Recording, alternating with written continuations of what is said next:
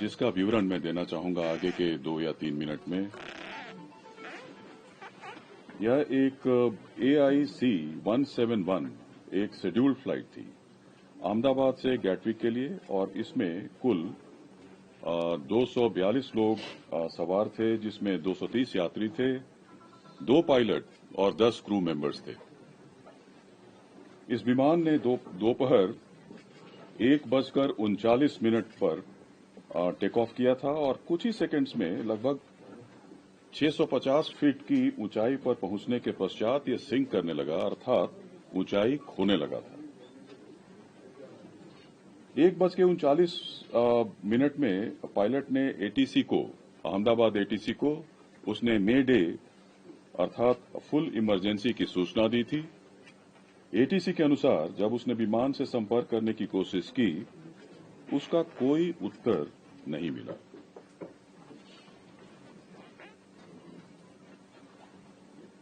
ठीक 1 मिनट के बाद यह विमान हमारे एयरपोर्ट से लगे मेधाणी नगर, जो हवाई अड्डे से लगभग 2 किलोमीटर की दूरी पर स्थित है, यह विमान दुर्घटनाग्रस्त हो गया था। विमान की कप्तान कैप्टन सुमित सबरवाल थे और प्रथम अधिकारी थे क्लाइव सुंदर। जहां तक विमान के पूरे इतिहास की बात है, विमान ने इस दुर्घटना से पहले पेरिस दिल्ली अहमदाबाद सेक्टर की उड़ान बिना किसी घटना के पूरी की थी। उसमें कोई रिपोर्ट नहीं था। पेरिस से दिल्ली और दिल्ली से अहमदाबाद सेक्टर की उड़ान बिना किसी घटना के पूरी की थी। और दुर्घटना के कारण रनवे को 2:30 बजे 2:30 में इसको बंद कर दिया गया, और उसके बाद सारे प्रोटोकॉल को पूरा करने के बाद 5 बजे से सीमित उड़ानों के लिए अहमदाबाद का रनवे को फिर से शुरू किया गया।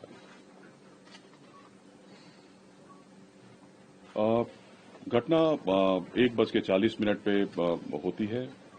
3-3.5 घंटे के भीतर हमारे मिनिस्ट्री ऑफ सिविल एविएशन के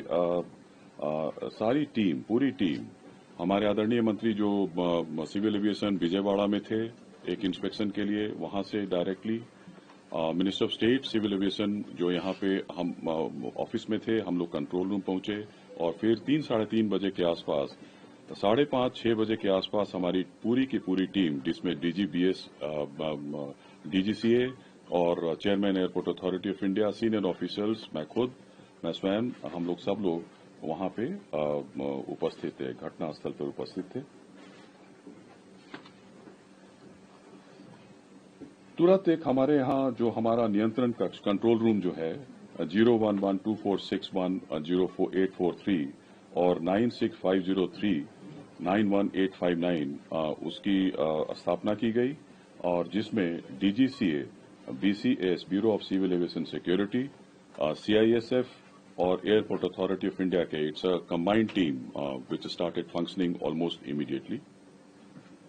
और अहमदाबाद हवाई अड्डे का आपातकालीन नंबर और एयरलाइन का जो हेल्पलाइन नंबर था, उसको भी हम लोगों ने सोशल मीडिया और PIB के जरिए उसको हमने सबके साथ साझा किया।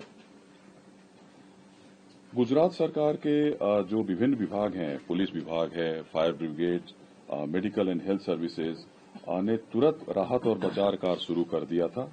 घायलों को अस्पताल शिफ्ट किया गया, वहां पे ऑफिसर्स लोग की तैनाती हुई, फायर ब्रिगेड ने वहां पे आग पर तुरंत काबू कर लिया था। कहीं कहीं से धुआं निकल रहा था, छोटी मोटी आग थी, लेकिन 6 बजे तक जब तक हम लोग वहां पे घटनास्थल पर पहुंचे मेधाड़ी नगर में, अहमदाबाद में, तो आग पर करीब करीब पूरी तरीके से काबू कर लिया गया।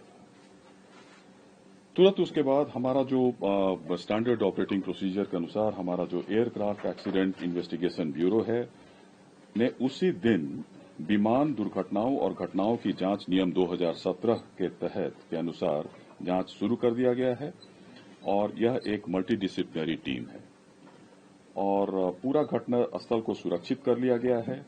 हमारा फ्लाइट डेटा रिकॉर्डर, जिसको ब्लैक बॉक्स के नाम से भी जाना जाता है, वो मिल गया है। इन्वेस्टिगेशन पूरी तरीके से स्मूथली चल रहा है। जहां तक AIB दुर्घटना के कारणों और तकनीकी पहलुओं पर जांच करेगा, एक और हाई लेवल कमेटी का गठन किया गया है, जिसके बारे में सोशल मीडिया में भी हम लोगों ने इस तथ्य को साझा किया है। गृह सचिव की अध्यक्षता में इसमें केंद्र और राज्य सरकार के अधिकारी सम्मिलित हैं।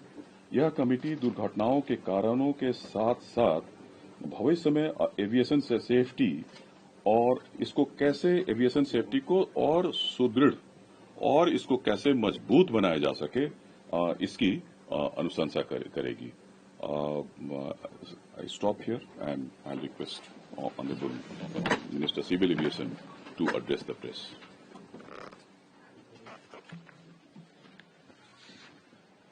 Last 2 days have been very difficult, especially in the ministry and for everyone else. The accident that has happened near Ahmedabad airport shook the entire nation. And my deepest condolences to all the families who have lost their loved ones in the incident. I have also personally lost my father in a road accident. So to a certain extent, I can understand the pain and anguish that the family members are feeling. And in fact, it was a moment of shock right after we got to know about the incident. But even in that disbelief, I personally rushed to the site to oversee what needs to be done, what support needs to be provided. And that was the attitude of the government of Gujarat also. The attitude was the same from Government of India and the other people at the ministry also. And once we rushed to the site, we already saw this was just within hours of the happening of the incident.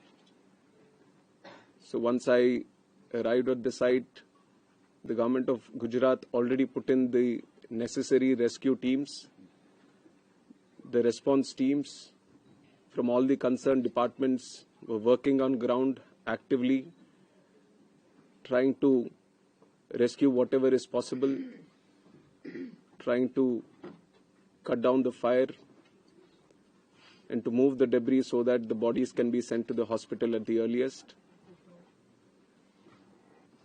And with the timely response, things were able to move much faster than as was expected after looking at how the crash has happened at the site.